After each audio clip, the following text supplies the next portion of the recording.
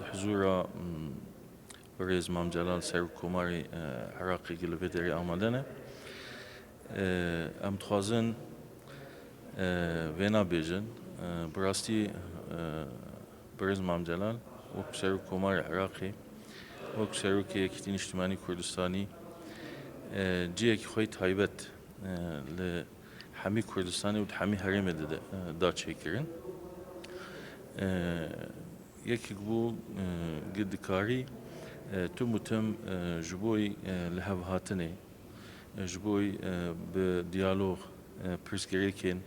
gihane bên çareserkirin çi ê navxweyî ê Kurda çi yê gelê Kurd li gel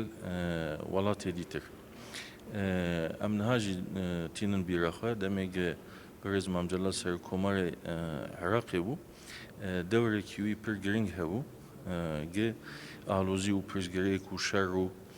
pirsgirêkên navxweyî Iraqê tim bi lehevkirin bi aştiyane çareser dikirin.